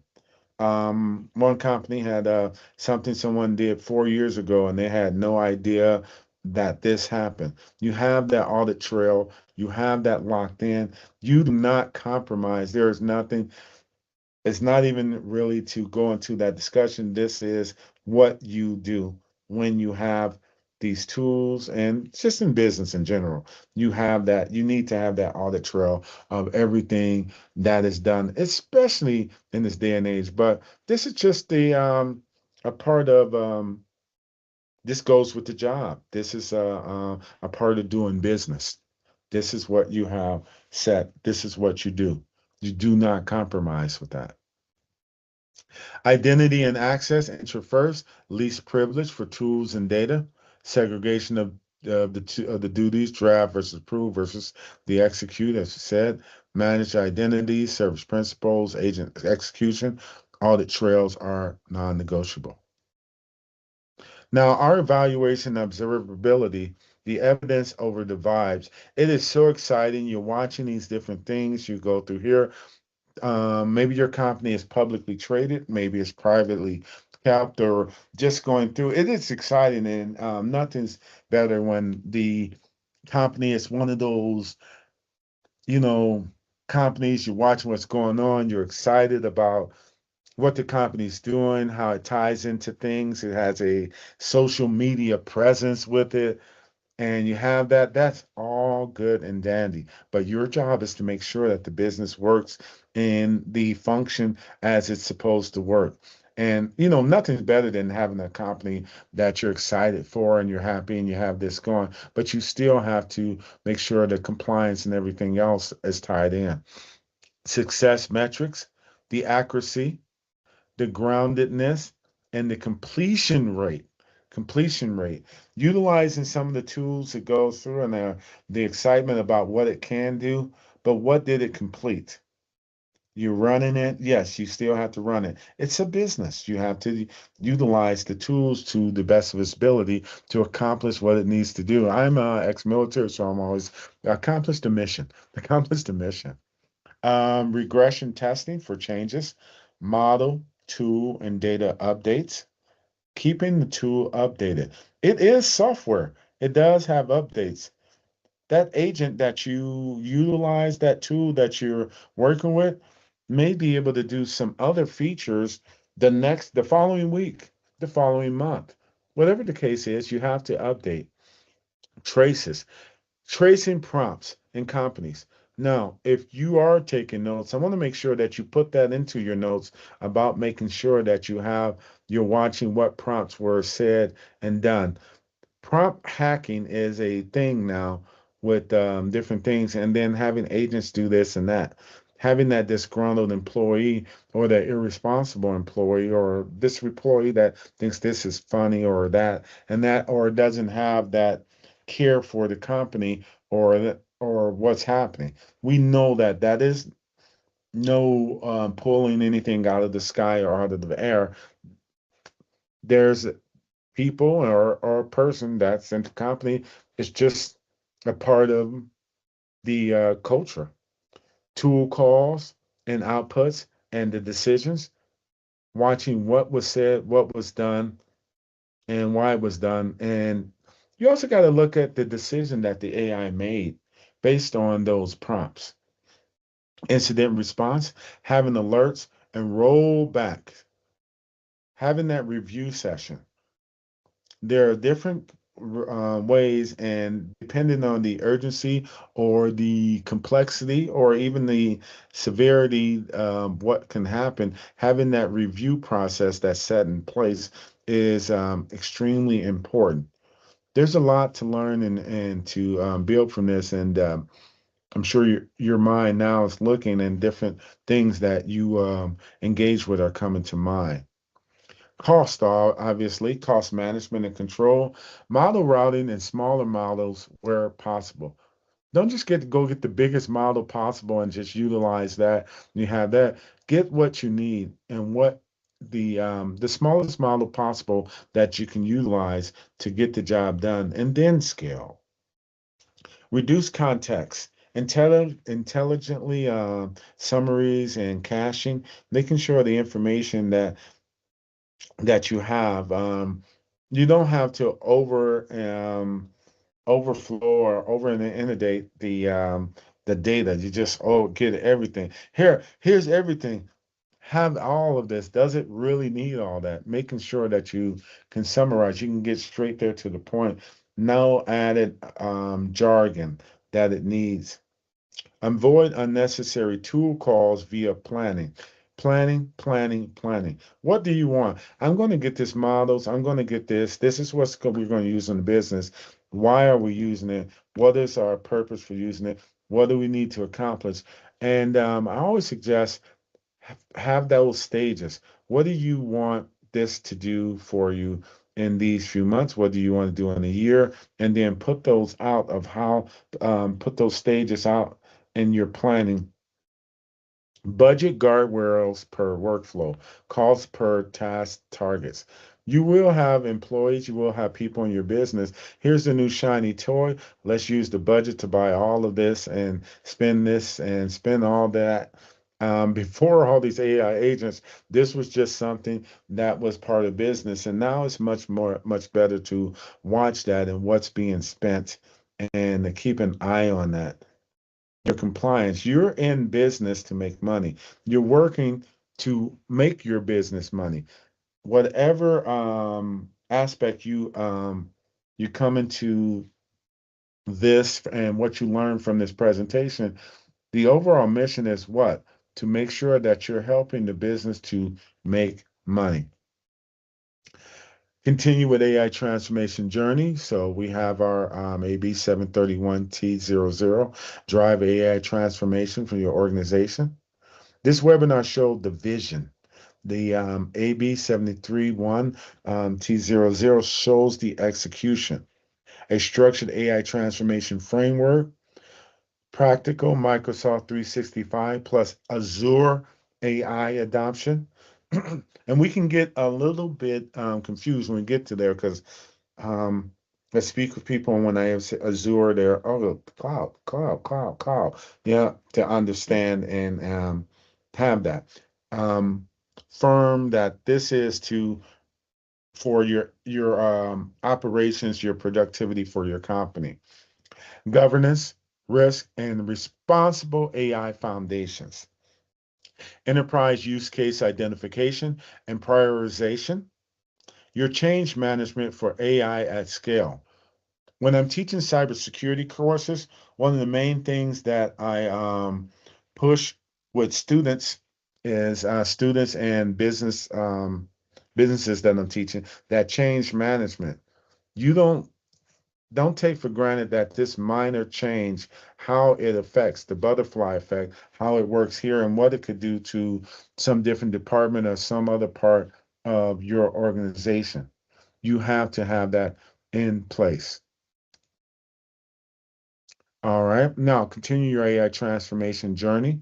The drive AI transformation for your organization, obviously. Why this course matters now. Move from experimentation to enterprise capability. You're either growing or you're dying. There's no stagnant, there's this. The businesses that were behind you are coming by, and your viability of your business can be tied. AI transforms businesses. Align AI initiatives with business outcomes. Establish governance before scaling agents. Lead the AI transformation with confidence. Don't go in there skittish. Don't go in there scared.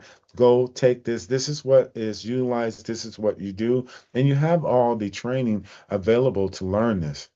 This is designed for businesses, business and transformation leaders, the IT decision makers and the architects, governance, risk, and compliance professionals, AI program managers, which if you're a program manager and you haven't integrated or you're not implementing AI, take a look at your counterparts. Just do some research on your own. With these the webinars and the presentations, and of course it is to sell the product, but you have to just take a look and see for yourself. The facts are there. Facts are facts are facts. All right, so continue your AI transformation. The webinar showed the vision, structured AI transformation framework, practical Microsoft 365, the Azure AI adoption strategy, governance, risk, and responsible AI foundations, enterprise use case identification and prioritization. Now, what about the AB 731T00 delivers? The structured AI transformation framework, what you'll learn from this certified training, making sure you have that. Practical Microsoft 365, the Azure AI adoption strategy, governance, risk, responsible AI foundations, enterprise use case, use identification and prioritization. Why this course matters now. Again, moving from experimentation enterprise capabilities, align your AI initiatives with business outcomes, establish governance before scaling agents, lead AI transformation with confidence. I would love to teach businesses this and like to see their growth and how they would build this. And then with your specific use case, I can get more and tie in these things. And when I'm teaching, give you those direct examples. How does this affect you? Be able to answer your questions that are, strategic to the growth of your business. Continue your learning and get Microsoft certified. Let's make this happen, people. All right. What are the benefits of the certification? Stand out. Certified employees get greater recognition of skills due to validation. This is Microsoft that you're getting, and you see and will from listening to this what you garner from this. Earn more. 23% of Microsoft certified technologists earn up to 20% more. One of the things I love about this organization is the Microsoft available training that they send and have this, and I just can't speak much more about it. Advanced 49% believe cloud certifications improve employability. Of course, what is everything we work with? The cloud, what you tie in. You're logging into a cloud, people, when we're going. You have to have the knowledge of the day. We look here, the broadcast, instant employer verification, unlock the Microsoft Open Badges, social, discoverable, helps people find you, employers who may be interested. Verified. It is Microsoft. Again, this is Microsoft that we're talking about. Let the data speak. When organizations maintain a culture of certification and continuous learning, the results are both substantial and measurable. Well-trained and certified teams are almost 20% more productive than other staff. Don't wing it. Don't have your company. Well, Bob, do you know how to? Yeah, Bob was going to say yes for anything you want. Bob wants that raise, and Bob wants this or that. But does Bob really know this? Does Bob have the certification? And if there's a Bob speaking, I'm not talking to you. I'm talking just in general. Qualify the value of growth mindset and training. In this ebook, you'll see stats and facts on how certification benefits both employees and organizations, including how training improves timeliness, insight, and business impact, the personal and career benefits of certification, the direct relationship between continuous learning and higher pay, how certification improves productivity, efficiency, and job satisfaction. As I present this to you, I'm living proof of this. How it changes the life, how it changes the landscape, and how it makes you the value that you have. Let's face it, the more value you have, the more you have that foundation to have be workable, be able to have the usefulness and have that built in there. I wish I could have a better word for it, but that's how it becomes. How much can you contribute? Grow your business and career with official Microsoft role-based instructor-led classroom training. Take a look at what we have. Highly interactive discussions on your specific real-world cases and business context with Microsoft certified trainers who come with technical subject matter expertise. Get 180-day access to extensive virtual labs for practicing and mastering your Microsoft fundamental skills. Get 90-day access to the recordings of your instructor-led classes, full access to the Netcom 365 Learning Portal, opportunities for free repeats, experience 24/7 priority support. You know you need to do this. You know your organization. This is what you've been waiting for. Some facts about the Microsoft certification benefits renewing. Maintain your Microsoft certification with continuous learning mindset and keep your skills current at no cost. Validate your skills with the latest technology updates that affect your job role. Renew your certifications without having to pay for and pass any exams. Certification renewal requirements. If you hold a valid Microsoft role-based or specialty certification that expires within approximately 6 months, you may renew it. You will receive an email from Microsoft certification teams 6 months prior to your certification expiration date. Once your certification is eligible for renewal, to renew your certification, pass the associated assessment on Microsoft Learn before your certification expires. Passing the renewal assessment on Microsoft Learn is the only way to renew the certification. You cannot renew your certification by passing the exam, even if it's a new or updated version of the exam you initially passed to earn the certification. Get in touch with Netcom Learning for end-to-end guidance and support for your Microsoft training and certification requirements. Let's get trained and certified. With that being said, let's get into some questions. Thank you, Ronald. That was very informative. I know everyone is looking forward to the Q&A session, so go ahead and start putting your questions into the questions panel. And while you do that, I would like to give the presentation rights over to Sagnik, our vendor manager, to introduce you to our promotions and webinar-related courses. Thank you so much, Tracy. Hello, everyone. So as you can see on my screen, this is the event handout that you all have received. Once again, we thank you all for taking out the time and joining our masterclass today. As part of this handout, you'd see the content section wherein the different sections within the document have been listed here, and everything is hyperlinked. So you can quickly use these links to jump to the specific section of the document. Before we proceed, it's worth mentioning that Netcom Learning, we are the proud winners of the Microsoft Partner of the Year award for 2 years in a row. So as we say, the legacy continues. In 2022, we were the Partner of the Year worldwide, and in 2023, we were the Partner of the Year for United States. And we are also a Microsoft Cloud Solutions partner. That means that we have capabilities across all the 6 solution areas recognized by Microsoft. A few more things about us. We are in the training industry for over 25 years now, having serviced over 80% of the Fortune 1000 companies, serviced 100 plus US military bases. Overall, we have trained 1 million plus professionals across 36,000 plus unique enterprises, and we enjoy a 96% recommendation rate from our customers. All our trainings on Microsoft are delivered by instructors that are certified and authorized by Microsoft. And our overall instructor pool stands at about 3,200 plus certified professionals.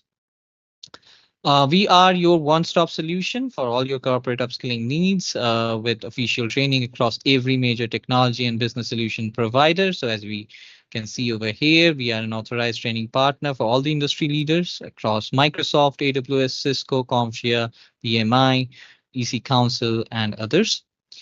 Now, within this handout, you would also find this particular page wherein you can find the session recording.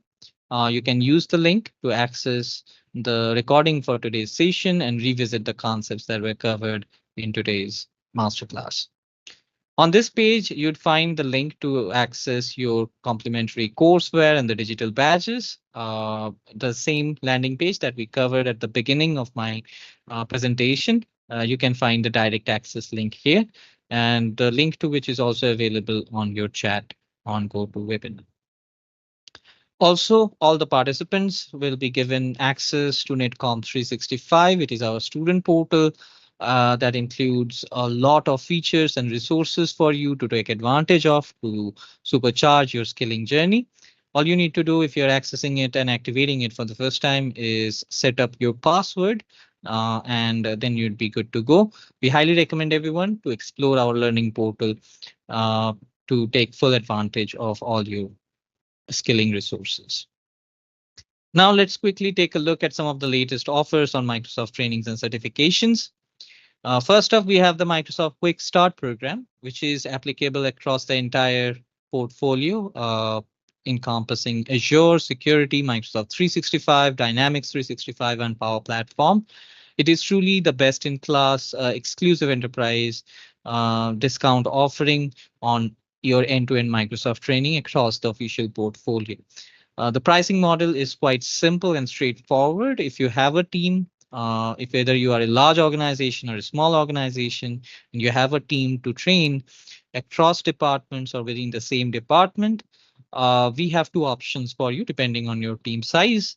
If you are looking to train more than 15 learners, you would be getting a flat discounted pricing of $300 per day per learner.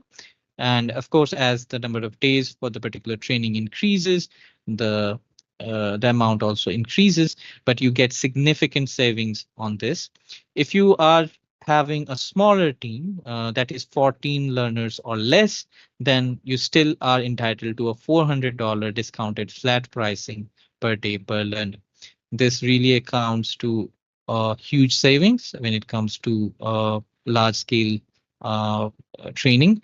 So we highly recommend everyone to get in touch with us, explore the offering by clicking on the link provided in this handout. And all your trainings can also be customized based on the specific projects and workloads that you and your team, your organization is working on. And our industry specific subject matter expertise encompasses a wide range of verticals, as you can see over here, from banking and financial services, healthcare, federal and state and local government, to education, energy, manufacturing, retail, consumer goods, and more. Now, we'd like to also quickly go over some facts about Microsoft certifications. Role-based and specialty certifications tend to expire within 1 year, right? You need to maintain, in order to maintain your certification from Microsoft, you need to renew them before they expire. And the renewal process from Microsoft is really simple and easy, and it is cost effective because it's free of cost. You don't have to pay any additional fees to continue maintaining your certification, right? So please make sure to go through this insightful ebook, The Win-Win of Certification. So in case you're planning to get officially Microsoft certified on one of these role-based certifications, this is a great resource for you to know inside out about all the perks that these have to offer.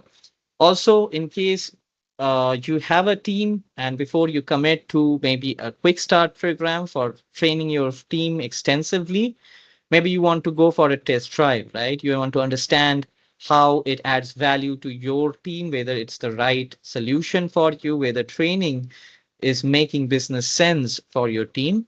We have an ideal solution for you to assess that precisely, right? So for our enterprise customers with teams of 10 or more members, we have the 2 hour private group training demo as a solution, which is also customizable. So our SMEs are going to connect with you, understand what your requirements are. They're going to prepare a targeted skilling plan, and then we are going to customize a 2 hour training for your team as a demo for a more extensive training engagement in case you see the value out of it. And all of these training sessions are delivered from our top Microsoft certified trainers. So this is a great tool. Please make sure to leverage it in case you are planning to explore more training opportunities. And last but not the least, we also have a learning passport, which is our go-to tool for year-long end-to-end enterprise training requirements. It is the ultimate flexible team training package. Irrespective of where your team members are located, irrespective of which modality you need to train your team on, or on which technology or vendor you need to train your team on, the Learning Passport is the ultimate solution. You get access to 4,000 plus official courses. You get flexible fund validity of 12 months. So whatever you invest as part of your Learning a Passport account fund, we we almost doubled it, right? In case, depending on the amount that you are investing, Netcom Learning also pitches in, contributes to grow your overall fund value so you can train your team to the maximum possible amount that your funds allow you to do. So this is a great tool. Please make sure to explore it in case this is something that you are planning to deploy and you're planning to train your team on AI, Copilot, or any other solution. Also on this deck, you will find some Microsoft recommended courses related to today's topic, as well as a couple of free resources which are mapped here. We highly encourage you to explore these post the session and get in touch with us in case you have any specific skilling requirements. We would love to help you in your skilling journey. With that, please make sure to follow us for the latest updates on IT and business training through our social handles across LinkedIn, Instagram, YouTube, and Twitter. And with that, we are done for this session. Thank you so much. Thank you, everyone, for joining us today. Thanks so much for guiding us through that information, Sagnik. And now we're going to go ahead and jump right into our question and answer session. What does the friendly AI firm concept mean in practical terms for a business today? Great question. In practical terms, a friendly AI firm is an organization that embeds AI into everyday workflows in a way that supports employees rather than replaces them. It means AI is accessible, secure, responsible, and aligned with business goals. Instead of isolated AI experiments, the company adopts AI systematically, improving productivity, decision making, and customer experience while maintaining governance and trust. Great question. Next question. How does the maturity model help organizations progress from basic to advanced AI adoption? That is a question that gets well, it's like it's a concern for a lot of business. The maturity model provides a structured roadmap. It helps organizations access where they currently stand, whether they're experimenting with AI tools or scaling enterprise-wide solutions. From there, it outlines the capabilities, governance, data readiness, and automation strategies needed to move to that next level. This avoids that random adoption and ensures sustainability and measurable AI growth that we all seek. Can you explain what right model, right job means when choosing AI models? Absolutely. Right model, right job. Right model, right job. Well, that means selecting the most appropriate AI model based on the task rather than defaulting to the most advanced or the largest model. Some use cases require lightweight automation. So while others demand advanced generative or predictive capabilities, choosing the correct model improves the efficiency, reduces costs, enhances performance, and ensures responsible AI usage. The next question. In Dynamics 365 scenarios, how do AI agents handle complex workflows? Oh, wow. Great. In Dynamics 365, the AI agents can automate multi step processes by integrating data, triggering actions, and providing intelligent recommendations. Let me give you an example. They can qualify leads, route cases, generate contextual responses, or escalate issues based on predefined rules and AI driven insights itself. This reduces manual effort while maintaining that human oversight that I kept emphasizing throughout this presentation for critical decisions. What's the benefit of the certification you mentioned at the end, and how does it stand out? Well, the certification validates the practical and applied knowledge. You don't want just anyone working on your stuff, not just theoretical understanding. It demonstrates that professionals can implement the AI solutions responsibly within the Microsoft environment. What differentiates it is its alignment with real business use cases and governance principles, and obviously the hands-on application, making it valuable for both the individuals and the organizations investing in the AI transformation. And you have that trust that that team, that person knows what they're doing. All right. I want to thank you for attending this presentation. And please be on the lookout for more presentations. Contact Netcom to attain more learning. And again, Microsoft at netcom.learning. Thank you so much, and you have a wonderful day. Once again, I want to remind you that as you leave this session today, you will be presented with a short survey. We would like to request for you to help us by taking a quick moment to participate in that survey. Your feedback really helps us understand your learning experience as we are constantly looking at how we can improve our future sessions. The survey answers are measured on a scale of 1 to 5, 5 representing outstanding and 1 representing poor. We want to thank all of you for joining us today, and if you do come up with any additional questions, feel free to send them to webinar@netcomlearning.com at any time. We hope that you found today's webinar informative, and we look forward to seeing you back here with us soon. Feel free to tell your friends and colleagues about our webinars and other courses. Have a great day, everyone.